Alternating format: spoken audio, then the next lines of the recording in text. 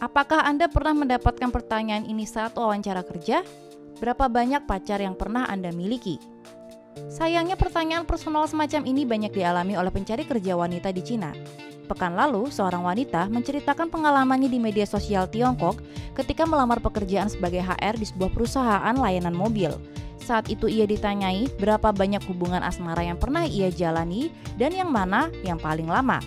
Menanggapi klaim wanita itu, perusahaan layanan mobil Hongqiao di Nanchang di Provinsi Jiangxi mengatakan bahwa pertanyaan itu relevan. Alasannya karena posisi sebagai HR membutuhkan kecerdasan emosional yang tinggi untuk menjaga hubungan baik dengan klien, dilaporkan dari Xian Business seperti yang dikutip dari South China Morning Post.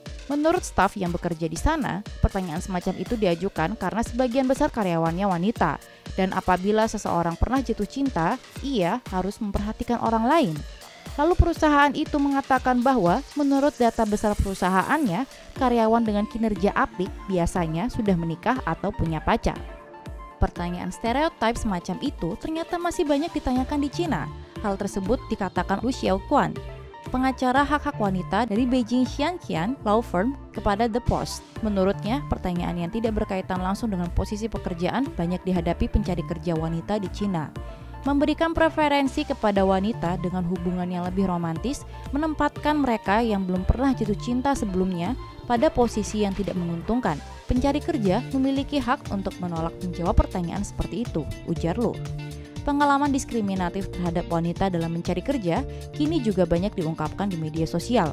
Pengguna internet wanita baru-baru ini curhat di Sihu, situs tanya jawab berbasis komunitas di Cina, menceritakan pengalaman mereka yang harus melakukan tes kehamilan sebelum mulai bekerja.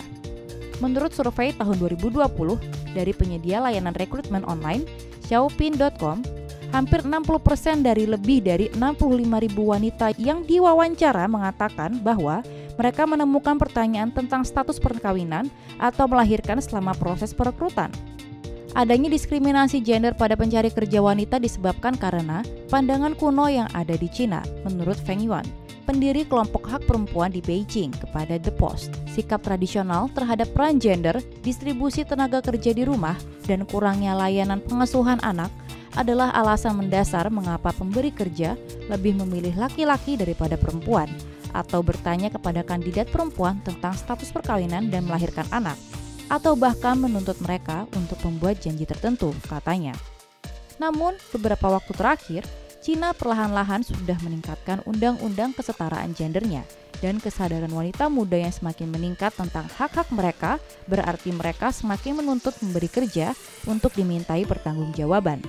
Pada Februari 2019, 9 lembaga pemerintah pusat Tiongkok, termasuk Kementerian Sumber Daya Manusia dan Keamanan Sosial dan Federasi Wanita Seluruh Tiongkok, bersama-sama mengeluarkan pemberitahuan tentang pengaturan perekrutan yang melarang diskriminasi gender dalam pekerjaan. Menurut pemberitahuan tersebut, pemberi kerja atau agensi sumber daya manusia akan menghadapi denda uang jika iklan lowongan mereka mencantumkan persyaratan atau preferensi untuk jenis kelamin seperti khusus pria atau lebih disukai pria. Peraturan juga menetapkan bahwa calon pemberi kerja tidak boleh menanyakan calon karyawan tentang status perkawinan atau status melahirkan mereka. Juga tidak boleh meminta calon untuk mengikuti tes kehamilan sebagai bagian dari pemeriksaan kesehatan mereka. Lu mengatakan denda bagi mereka yang melanggar hukum terlalu rendah untuk menjadi pencegah yang kuat. Dalam kasus terburuk, mereka hanya perlu membayar 50.000 yuan karena melanggar hukum, katanya. Jumlah yang sangat rendah bahkan untuk perusahaan swasta kecil, apalagi yang lebih besar atau milik negara.